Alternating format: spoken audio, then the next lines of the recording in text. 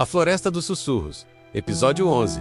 O homem que tentou fugir. Júlio encontrou o homem por acaso. Pelo menos, foi assim que pareceu no início. A casa ficava no último trecho da estrada de terra, bem antes de a floresta fechar completamente o caminho com sua muralha de árvores e sombras. Não havia cerca, não havia placas de propriedade privada, apenas um terreno estranhamente limpo para um lugar tão próximo da mata selvagem. Era como se a própria vegetação evitasse aquele espaço, como se uma força invisível impedisse que as raízes avançassem e que as folhas caíssem ali. Algo naquele solo repelia a vida. O homem estava sentado na varanda quando Júlio desligou o motor do carro, o silêncio preenchendo o ar instantaneamente. Ele era magro, com uma pele envelhecida que não parecia corresponder à sua idade real. Seus olhos eram fundos, mas brilhavam com uma atenção quase dolorosa, atentos demais a cada movimento, a cada som. Ele olhou para Júlio não com surpresa, mas com um tipo de reconhecimento cansado, como alguém que reencontra um fantasma que preferia ter esquecido. Antes mesmo que Júlio pudesse abrir a boca para explicar sua presença, para perguntar qualquer coisa,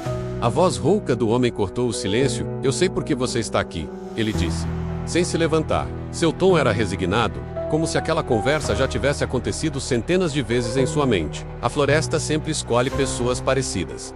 Pessoas que escutam, pessoas como nós, que não conseguem simplesmente ignorar quando ela chama. Júlio sentiu um arrepio. Aquele homem não o conhecia, mas falava como se conhecesse a parte mais secreta de sua alma. Ele aceitou o convite silencioso e entrou. Dentro da casa, o ar era pesado, denso, difícil de respirar. Havia poucos móveis, todos antigos e cobertos por uma fina camada de poeira. Não havia fotografias nas paredes, nem objetos pessoais que contassem uma história, que indicassem um passado ou a esperança de um futuro. Era um lugar de passagem, um limbo. O homem começou a contar sua história. Disse que, muitos e muitos anos antes, ele também tinha ouvido sussurros. Também tinha visto a trilha proibida se materializar na sua frente, como um convite irrecusável. E como Júlio, ele também acreditou que era especial, que podia entrar e sair da floresta quando quisesse, que as regras não se aplicavam a ele. Ele sorriu, um sorriso sem alegria alguma. "Eu consegui fugir", ele disse. E a palavra fugir soou oca, vazia de significado. Mas fugir não é o mesmo que se libertar.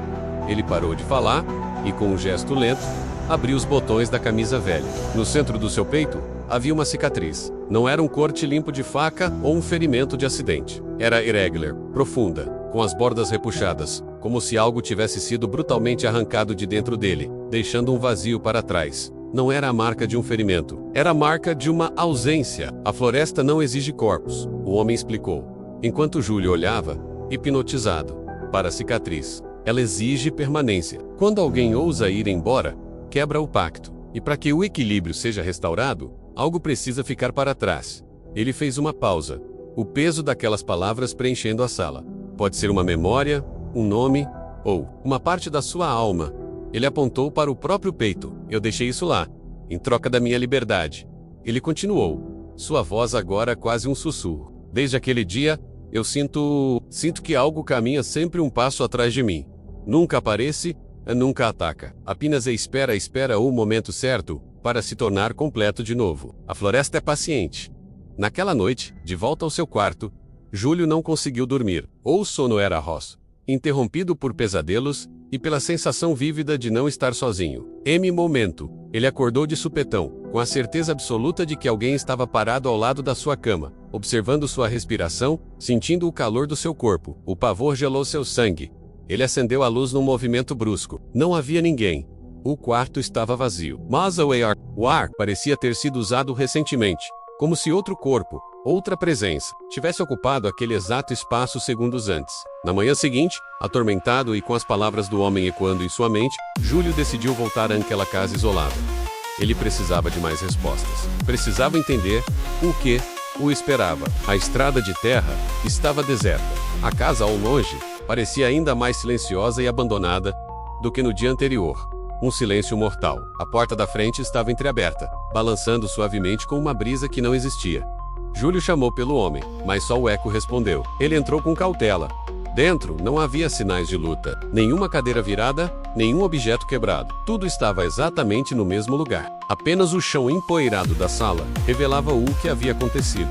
Havia pegadas, 2 séries de pegadas, lado a lado, indo em direção à porta dos fundos, que dava para a floresta. Uma série era humana, claramente as botas gastas do velho homem. A outra A outra era diferente. Imitava o passo humano, mas não era humana. A forma era disforme, e cada pegada parecia afundar mais na madeira, como se carregasse um peso que não era deste mundo. Elas seguiam o mesmo caminho, com o mesmo ritmo, quase como uma sombra que finalmente alcançou seu dono. Júlio não precisou seguir as marcas para saber para onde elas levavam. Ele sabia, o homem não tinha fugido. Ele tinha sido levado de volta, convocado. Naquela noite, ao fechar os olhos, o sono de Júlio foi profundo, mas povoado de sonhos. Ele sonhou com a casa vazia, com a poeira assentando sobre as pegadas. Sonhou com a cicatriz no peito do homem, mas no sonho, ela não era mais um buraco. Ela estava sendo preenchida, como uma peça de quebra-cabeça encontrando seu lugar. Ele sonhou com algo sendo devolvido ao coração da floresta, completando um ciclo antigo. E, pela primeira vez desde que tudo começou, o sussurro que veio da escuridão não parecia ameaçador, não parecia um aviso. Parecia satisfeito. Obrigado por assistir a mais um episódio de A Floresta dos Sussurros. Se você também sentiu esse arrepio, não se esqueça de se inscrever no canal e ativar as notificações. Nunca se sabe o que pode estar esperando no próximo episódio. Ei lá!